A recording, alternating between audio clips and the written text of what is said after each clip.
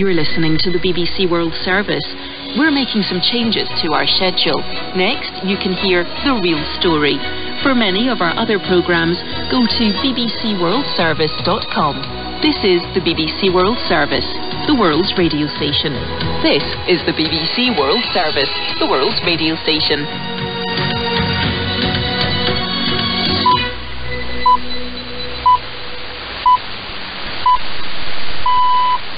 BBC World Service. This is Ritala Shah with The Real Story. One topic, 1 hour every week. And this week, the mountain of money owed by some of the world's poorest countries has got much, much higher during the pandemic. But interest rates are rising, making borrowing more expensive. And this time, middle-income economies like Sri Lanka are struggling too. Money which should be spent on essential services like education and healthcare is going on debt repayments. And in some places that means shortages of imported basics like food and fuel. So what's the answer? Will lenders, often from the private sector, agree to restructure loans? The country that's lent the most is China, but the total sums aren't known. Are organisations like the IMF up to intervening in the new, more diverse landscape of debtors and creditors? Debt distress, is it a global economic disaster just waiting to happen? That's The Real Story from the BBC, after the news. Hello, I'm David Harper with the BBC News. The United States has condemned Russia for putting its nuclear forces on high alert. US officials said the announcement by President Putin was unnecessary, adding it was an escalation that risked dangerous miscalculations. From Washington, Jane O'Brien has more on the US reaction. Well, a strong condemnation, of course, but also accusing President Putin of fabricating, manufacturing a threat that just doesn't exist in order to justify his further aggression. And also the United States ambassador to the UN, Linda Thomas-Greenfield, who said that it was, again, a continuation of President Putin's attempts to escalate this war in a manner that is totally unacceptable. And she said that she would also be raising this at the UN. The British-based multinational BP says it's divesting its 20% stake in the Russian oil giant Rosneft. The firm said its chief executive, Bernard Looney, was resigning from Rosneft's board of directors with immediate effect. The stake's value was worth about $14 billion at the end of 2021. Here's our business correspondent, Casey Prescott.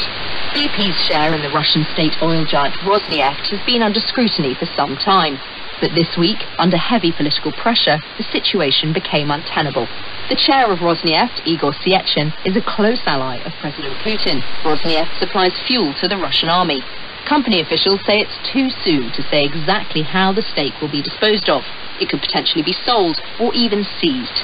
It will mean a significant financial hit to BP, but that's a price it has little choice but to pay. There have been more air attacks on Ukraine. Officials say Russian ballistic missiles have been launched from sites in neighbouring Belarus. For the first time since Russia invaded, air raid warnings were heard in the eastern city of Dnipro. Sirens have also been sounding in the capital Kiev. A Ukrainian MP, Sviatoslav Yurash, said he and other MPs would remain there. This is our capital, this is our country's capital, and we do not intend to give it up. And people of Kyiv are joining in the fight in every single way, and members of parliament, the least they can do is try to be useful here, join in, become soldiers in all of this, and try to basically destroy some of the enemy's forces while they're at it. Because again, we have no other choice. This is our country, and we are fighting for our country's existence right now. European Union member states have unanimously decided to take in all Ukrainian refugees for up to 3 years. There will be no need for them to apply for asylum. The decision was taken by the bloc's interior ministers. Tens of thousands of Ukrainians have been displaced by the Russian attack on their country, and many are now seeking refuge in the EU. You're listening to the latest world news from the BBC. The EU has outlined sanctions against what it called Russia's disinformation machine over the assault on Ukraine.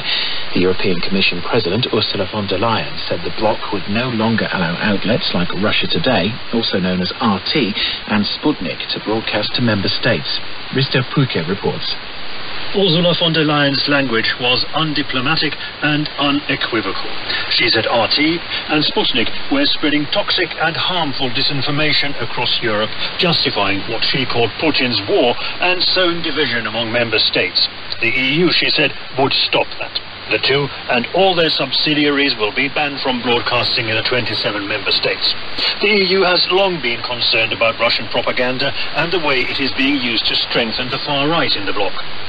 Russian police have arrested about 2,000 people at nearly 50 anti-war protests around the country. According to an independent monitoring organisation, OVD Info says more than 5,000 Russian protesters have now been arrested since the conflict began. In Belarus, hundreds of protesters surrounded the defence ministry in Minsk, chanting "Glory to Ukraine."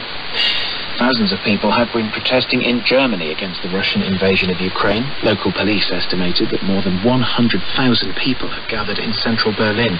Many protesters are dressed in the blue and yellow of the Ukrainian flag and carry signs with messages such as "No World War III" and "Stop the Killer."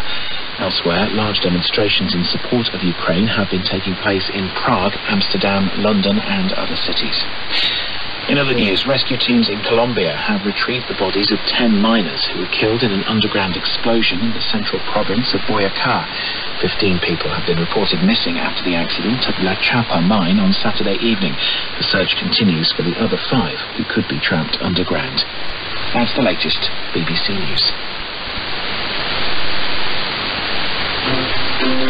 This is The Real Story from the BBC. I'm Rithala Shah with your weekly deep dive into a story that's making news and changing lives. And this week, we're climbing the world's debt mountain.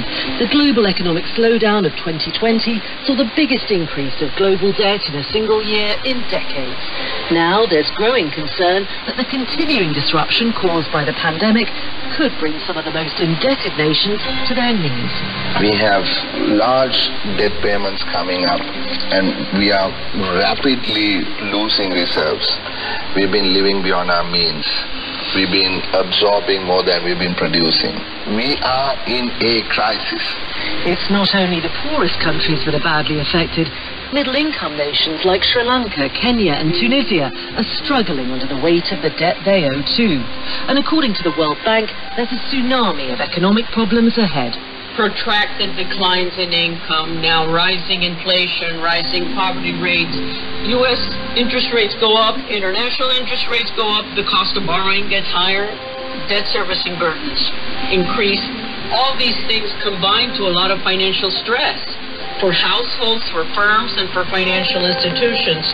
In the past, international bodies like the IMF and the World Bank would take on the task of restructuring loans to indebted nations. But in a stark departure from previous crises, many now owe the bulk of their money to private lenders and increasingly to China.